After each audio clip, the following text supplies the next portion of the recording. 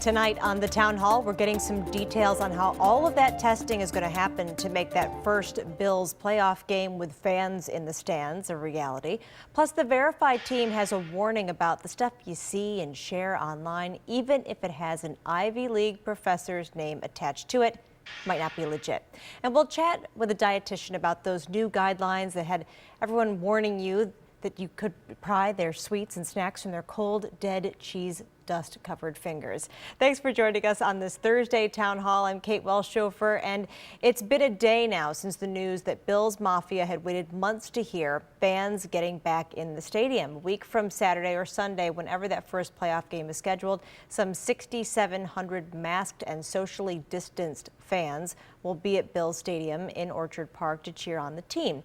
They'll be tested in the 72 hours beforehand and have to prove that they were negative or they won't be let in, and they'll get their ticket refunded, and anyone breaking the rules gets tossed out. But for a fan base that's watched from afar the best season in more than a quarter century, those are the rules to follow to see it in person. And as we told you yesterday, the state and the county aren't actually performing the tests. They are giving that work to Bioreference Laboratories, the company that actually does all the testing for the NFL along with other sports leagues. And we talked to Executive Chairman Dr. Jon Cohen today about how it's all going to work when they start testing 3 days before the game. It actually looks like we'll have 30 lanes to test. We will be setting up certainly by Monday-ish, around Monday. We're working through the logistics actually as of this morning about when the things will be up and running. We're essentially completely staffed at this point. We have over 100, close to 150 people that will staff the operation. We will run at least 12 hours a day. We don't know exactly what time we're going to start in the morning, but it will be early so that we can have people who are going to work get there before work and of course after work. We're going to be shipping the tests. We're actually driving them. We have what we call chain of custody on all the specimens, so we don't let them out of our sight essentially. So what we're going to be doing is we're actually driving them, long hauling them down to New Jersey. At least looks like it'll be 3 times a day. So there'll be a late morning, mid-afternoon, and then an evening collection driven down to the lab. So think of this, we're essentially continually bringing them down and continually testing people.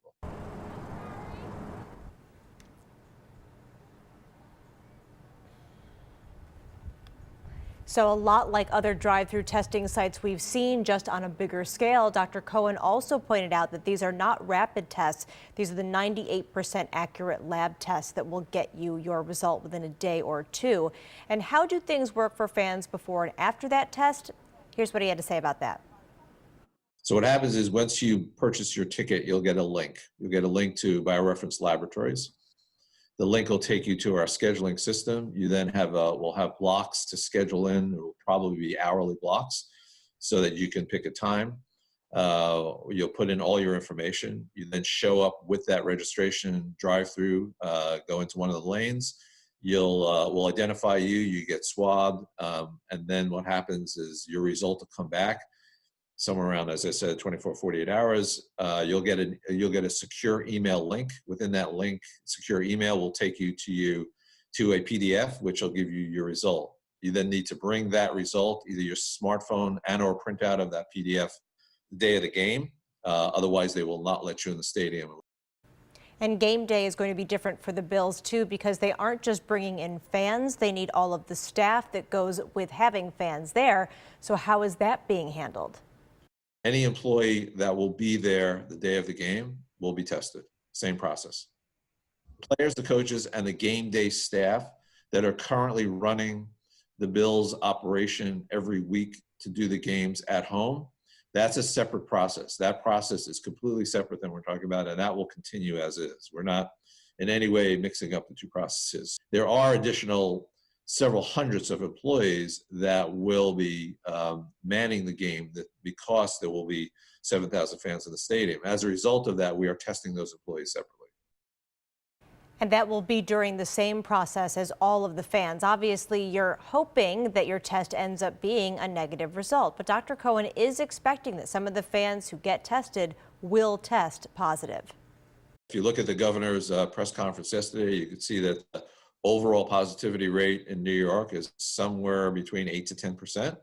Depends on which region you're living in. Some regions are lower than others, but there will, of course, be people who will test positive.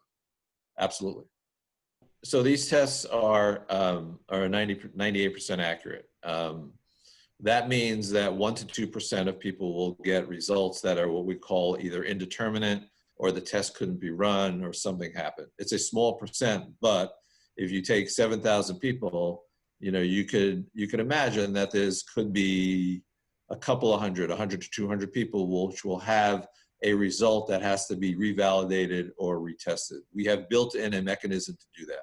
You can never predict everything that could possibly happen, but as I said, we've addressed a lot of these issues in the last 10 months. We've tested essentially right now 10 million. We've done 10 million PCR tests in the last 10 months. So everything and anything that probably has gone awry in the past, we've seen, and it's just a matter of addressing it. And he says after doing this for fans at basketball, hockey, and soccer events over the last year, they've gotten pretty good at making sure there's a safe environment for all of this. So he's expecting things will run smoothly next week. As the case and death totals for COVID-19 continue to rise, there's still a number of people sharing false claims that downplay the virus or even deny that it's real. Some claims even pretend to come from seemingly reliable sources, like the one our Verify team is checking out today. Here's Jason Puckett. You may have seen this viral claim on social media with the headline, "Officially, it's the flu." It claims a research team examined 1,500 supposed COVID-19 samples and found, quote, no COVID in any of the samples, only influenza A and influenza B. Adding that, quote, COVID-19 was imaginary and fictitious. To sell this claim, they attribute it to a medical expert, Dr. Robert Oswald, who they claim is a clinical lab scientist with a PhD in virology and immunology at Cornell University. So is this real? Did Dr. Robert Oswald say that COVID is fictitious and find that it's really just the flu? Our source here is the real Robert Oswald. So Dr. Robert Oswald is a real professor at Cornell, but he has a PhD in biochemistry, not virology and immunology, and he's listed as a member of Cornell's College of Veterinary Medicine. So the claim gets Dr. Oswald's credentials wrong, and it also lies about his views on COVID. Dr. Oswald didn't say the virus was fictitious. In fact, on his official Cornell University research page, he writes, quote, COVID-19 is real. Any Facebook post that suggests otherwise is a hoax and is not true, end quote.